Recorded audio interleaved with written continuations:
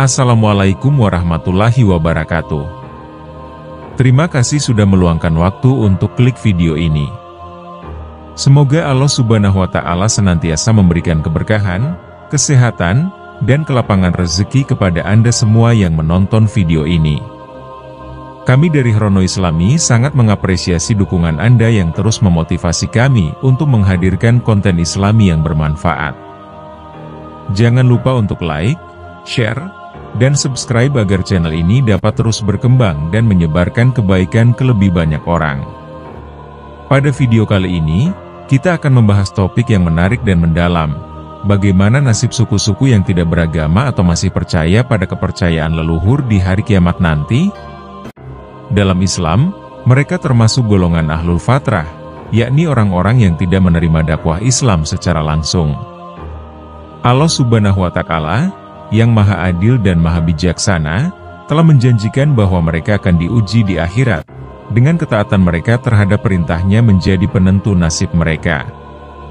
Pembahasan ini mengingatkan kita akan luasnya rahmat Allah dan tanggung jawab kita sebagai Muslim untuk berdakwah dengan hikmah dan kasih sayang.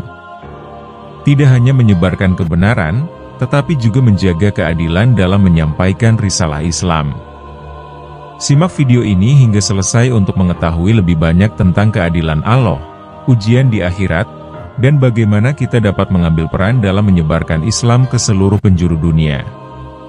Selamat menyaksikan, dan semoga Allah Subhanahu wa Ta'ala senantiasa membimbing langkah kita semua.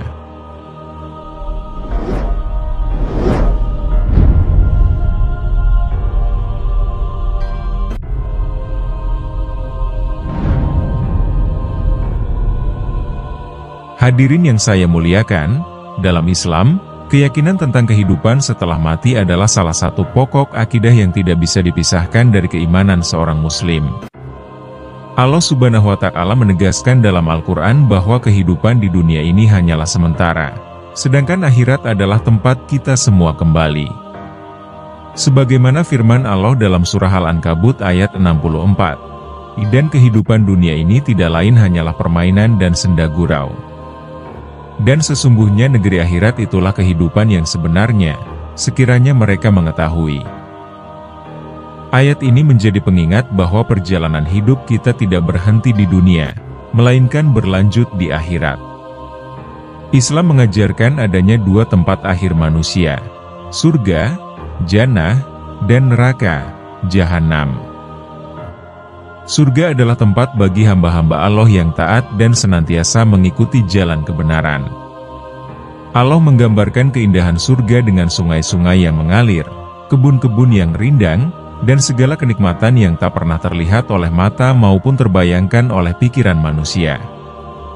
Sebaliknya, neraka adalah tempat penuh siksa bagi mereka yang durhaka kepada Allah, melanggar perintahnya, dan menolak kebenaran yang disampaikan oleh para rasul. Hadirin sekalian, posisi kita di akhirat nanti sangat bergantung pada amal perbuatan yang kita lakukan selama di dunia.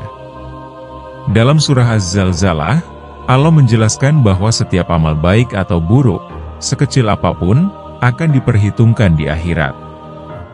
Oleh karena itu, sebagai Muslim, kita wajib menjaga keimanan kepada Allah dan memupuk amal saleh sebagai bekal menuju kehidupan yang kekal. Rasulullah Shallallahu Alaihi Wasallam bersabda, "Dunia adalah ladang akhirat." Maka, apa yang kita tanam di dunia ini akan kita tuai hasilnya di akhirat. Namun, hubungan antara iman dan amal bukan sekadar hitungan matematis. Keimanan kepada Allah adalah dasar utama yang menjadikan amal kita diterima di sisinya. Tanpa iman, amal baik sebesar apapun takkan memberikan manfaat di akhirat. Ibarat pohon tanpa akar, amal tanpa iman akan rapuh dan tak berbuah. Oleh sebab itu, iman kepada Allah dan hari akhir adalah tiang utama yang harus kokoh dalam hati seorang Muslim. Tidak hanya itu, kesadaran tentang akhirat juga menjadi pendorong bagi kita untuk senantiasa berbuat baik kepada sesama. Dalam hadis, Rasulullah Shallallahu Alaihi Wasallam bersabda, "Orang yang paling baik di antara kalian adalah yang paling bermanfaat bagi orang lain." Dengan keyakinan akan kehidupan akhirat, seorang muslim akan lebih termotivasi untuk menebarkan kebaikan di dunia. Kesimpulannya, keyakinan kepada kehidupan akhirat bukan hanya soal percaya, tetapi juga harus tercermin dalam perilaku kita sehari-hari. Mari kita jadikan setiap langkah kita sebagai persiapan menuju pertemuan dengan Allah Subhanahu wa Ta'ala di akhirat kelak. Ingatlah, dunia ini fana, sementara akhirat adalah tempat kita hidup selamanya. Hadirin yang dirahmati Allah, di dunia ini terdapat masyarakat yang tidak memiliki keyakinan formal terhadap Tuhan atau agama tertentu. Kelompok ini seringkali disebut sebagai suku yang tidak beragama. Mereka hidup di pedalaman, jauh dari peradaban modern, dan memiliki cara hidup yang sangat sederhana. Ketidaktahuan mereka tentang agama bukan karena penolakan, tetapi lebih kepada keterbatasan akses terhadap dakwah. Kondisi ini membuat mereka masuk dalam kategori yang disebut Ahlul Fatrah. Ahlul Fatrah adalah istilah dalam Islam yang merujuk pada orang-orang yang belum menerima dakwah atau wahyu secara jelas. Dalam kondisi seperti ini, mereka tidak serta-merta dianggap kafir karena tidak memiliki kesempatan untuk memahami ajaran tauhid. Sebagaimana firman Allah dalam surah Al-Isra ayat 15, "Kami tidak akan mengazab seseorang sebelum kami mengutus seorang rasul." Hal ini menunjukkan keadilan Allah Subhanahu wa Ta'ala dalam menilai manusia. Namun, tantangan untuk mendakwahkan Islam kepada suku-suku terpencil sangat besar. Tidak hanya medan yang sulit, tetapi juga kendala bahasa, budaya, dan kepercayaan tradisional yang mereka pegang. Banyak dari mereka yang masih menganut animisme atau dinamisme, percaya pada kekuatan alam dan roh nenek moyang. Pendekatan dakwah kepada mereka harus dilakukan dengan penuh hikmah, kelembutan, dan memahami budaya mereka terlebih dahulu. Rasulullah Shallallahu Alaihi Wasallam memberikan contoh bagaimana berdakwah dengan cara yang bijaksana.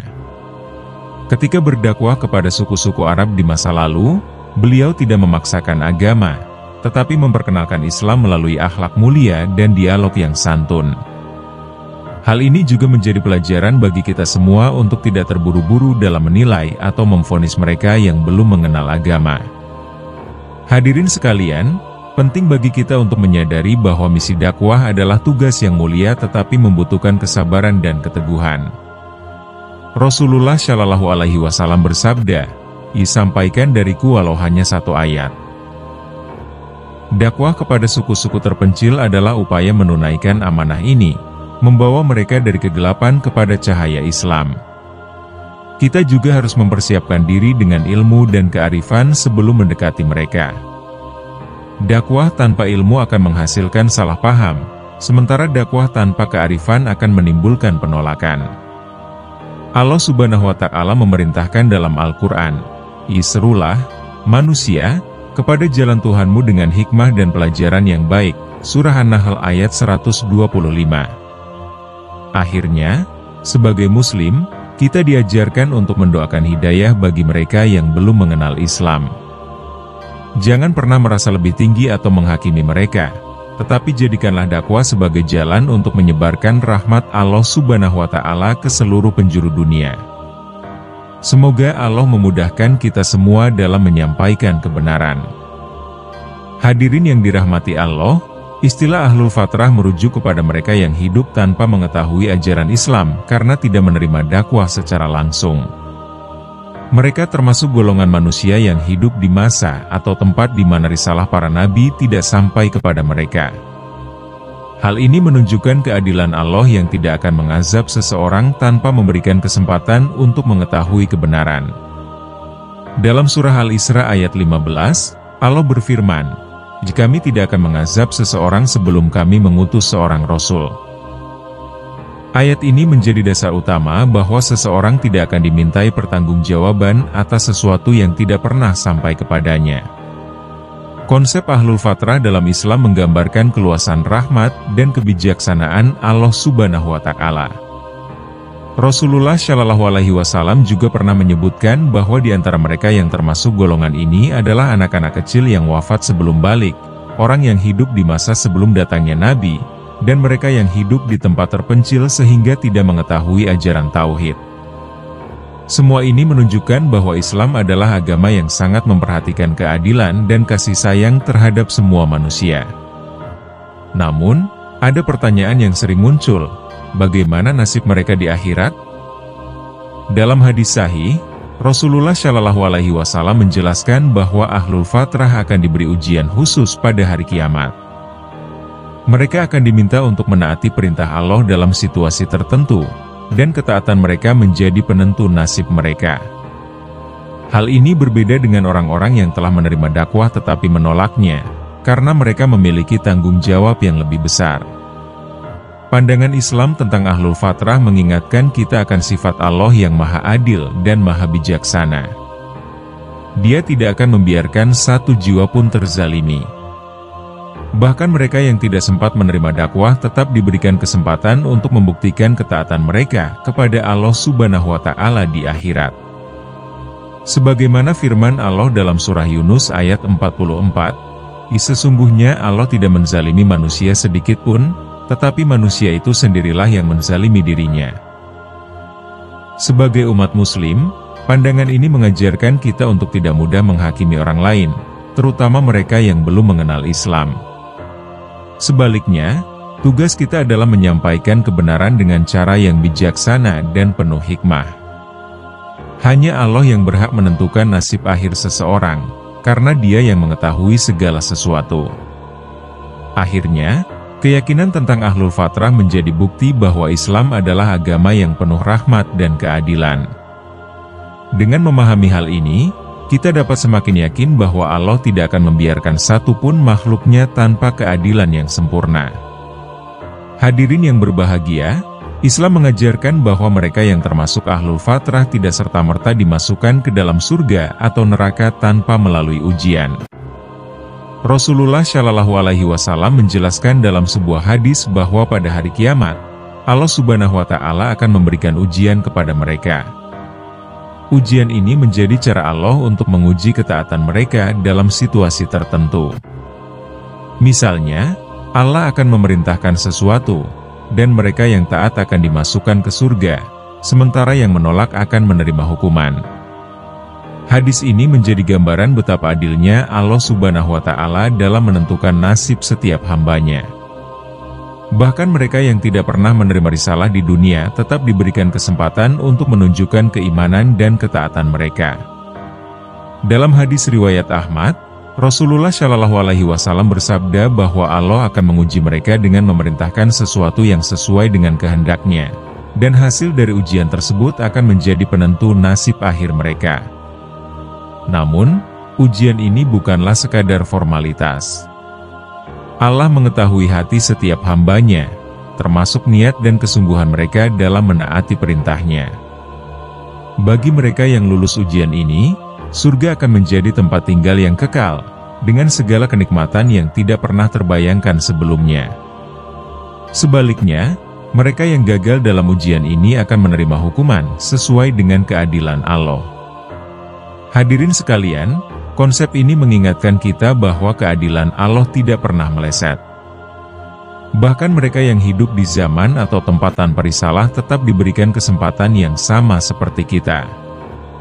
Sebagai Muslim, kita harus mengambil pelajaran dari hal ini, yaitu untuk senantiasa taat kepada Allah selama di dunia, karena kita telah menerima risalahnya dengan jelas melalui Al-Quran dan Sunnah Rasulullah Shallallahu Alaihi Wasallam. Selain itu, ujian yang Allah berikan di akhirat menunjukkan bahwa manusia tidak pernah dibiarkan tanpa tanggung jawab.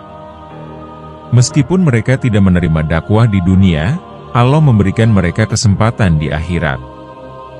Hal ini mengajarkan kita untuk tidak meremehkan kebaikan dan ketaatan, karena semuanya akan dihitung oleh Allah. Kesimpulannya, ujian di akhirat bagi Ahlul Fatrah adalah bukti lain dari sifat Allah yang Maha Adil dan Maha Bijaksana. Semoga kita semua termasuk dalam golongan yang senantiasa taat kepada Allah, baik di dunia maupun di akhirat. Mari kita jadikan kehidupan ini sebagai ladang amal untuk mempersiapkan diri menuju kehidupan yang kekal. Hadirin yang dirahmati Allah, salah satu sifat Allah yang senantiasa kita ingat adalah Ar-Rahman dan Ar-Rahim, yang berarti Maha Pengasih dan Maha Penyayang. Sifat ini tidak hanya ditujukan kepada umat Islam, tetapi juga mencakup seluruh makhluknya, baik manusia, hewan, tumbuhan, maupun makhluk lain yang tidak terlihat. Dalam kehidupan sehari-hari, kita dapat merasakan rahmat Allah ini melalui berbagai nikmat yang diberikan kepada semua makhluk tanpa terkecuali, seperti udara, air, dan kehidupan itu sendiri. Rahmat Allah mencakup orang-orang yang beriman maupun yang tidak beriman. Bahkan, mereka yang belum mengenal Islam pun tetap mendapat bagian dari rahmat Allah di dunia. Namun, rahmat yang lebih besar, yaitu rahmat yang membawa manusia ke surga, hanya akan diberikan kepada mereka yang beriman dan mengikuti jalan yang telah ditetapkannya. Hal ini menunjukkan bahwa rahmat Allah bersifat luas, tetapi memiliki syarat tertentu untuk meraih rahmatnya yang kekal di akhirat. Allah juga menegaskan dalam banyak ayat Al-Quran bahwa keputusannya tidak pernah melanggar prinsip keadilan. Dalam surah An-Nisa ayat 40, Allah berfirman, "Sesungguhnya Allah tidak akan menzalimi seseorang walaupun sebesar zarah, dan jika ada kebajikan, maka Allah akan melipat gandakannya dan memberikan dari sisinya pahala yang besar." Ayat ini mengingatkan kita bahwa setiap perbuatan, sekecil apapun, akan dihitung dengan adil. Rahmat Allah juga terlihat dalam caranya mengatur kehidupan makhluk. Allah memberi rezeki bahkan kepada mereka yang tidak menyembahnya. Hal ini menjadi bukti nyata bahwa kasih sayang Allah meliputi segalanya. Bagi kita, ini adalah pelajaran untuk senantiasa bersyukur atas segala nikmat yang diberikan, baik yang tampak maupun yang tersembunyi. Sebagai umat Muslim, kita juga diajarkan untuk meneladani sifat kasih sayang Allah ini dalam hubungan kita dengan sesama makhluk. Rasulullah Shallallahu Alaihi Wasallam bersabda, Allah akan merahmati orang-orang yang penyayang. Sayangilah makhluk yang ada di bumi, niscaya makhluk di langit akan menyayangi kalian. Hr. Tirmidzi. Dengan menyayangi sesama, kita menjadi cerminan rahmat Allah di dunia ini. Rahmat Allah bagi semua makhluk menjadi bukti bahwa Dia adalah Tuhan yang Maha Penyayang dan Maha Adil. Tidak ada satu makhluk pun yang luput dari pengawasan dan kasih sayang-Nya. Semoga kita termasuk dalam golongan yang selalu mendapatkan rahmat-Nya, baik di dunia maupun di akhirat.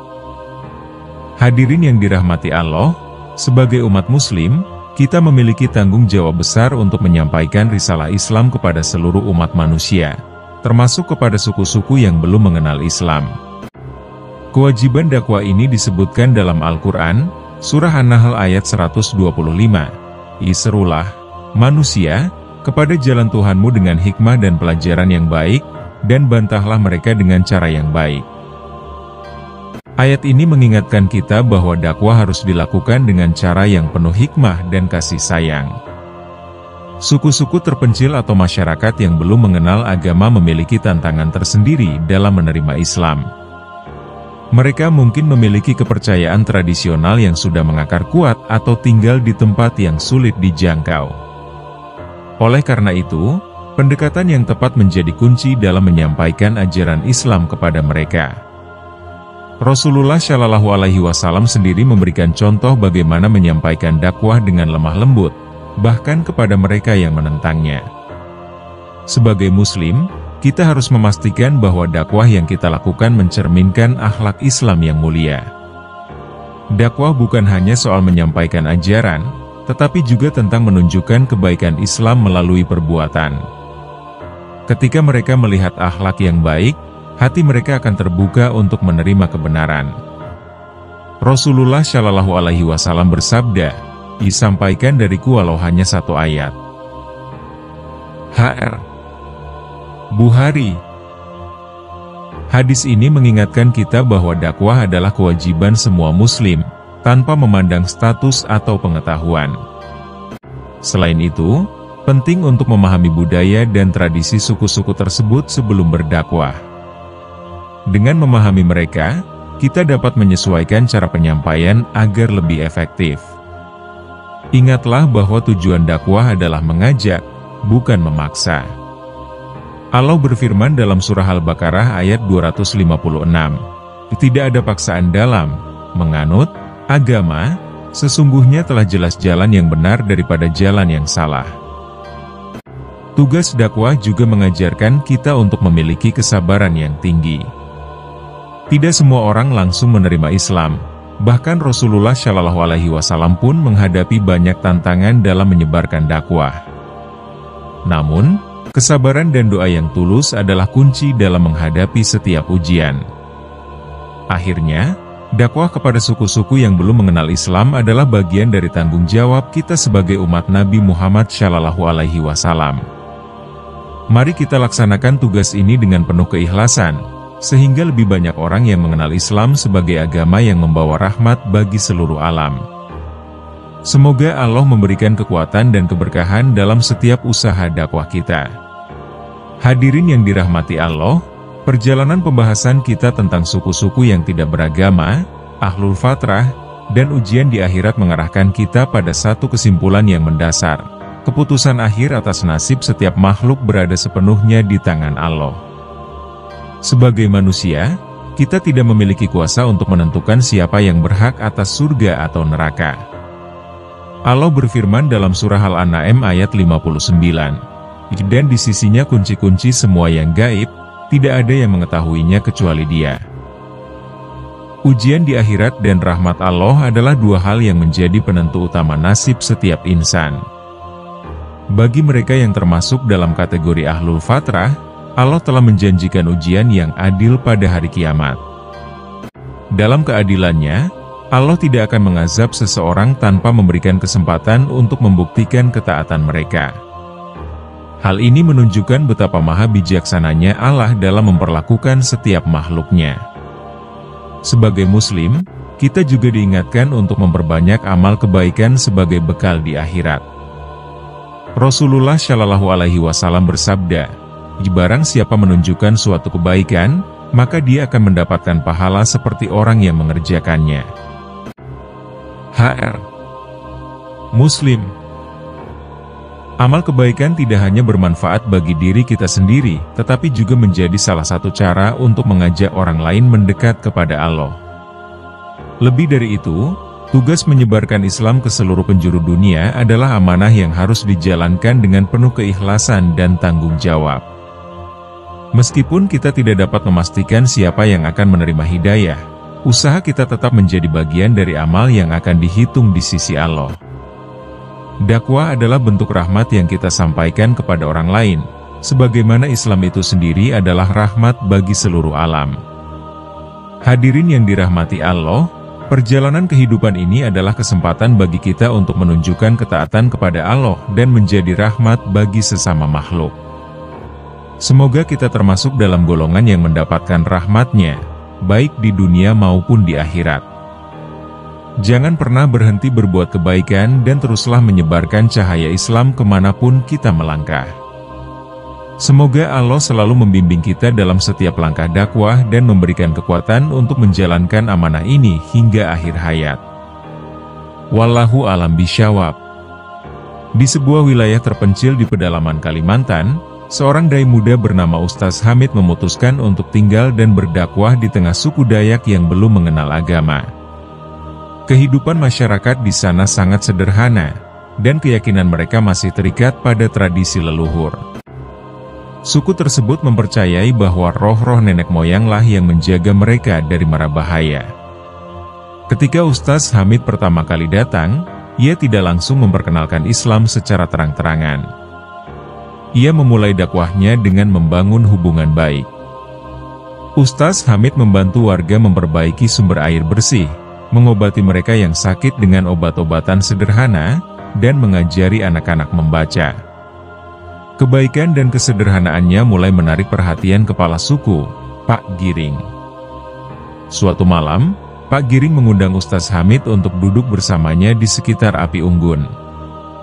"Hamid, kenapa kamu melakukan semua ini untuk kami?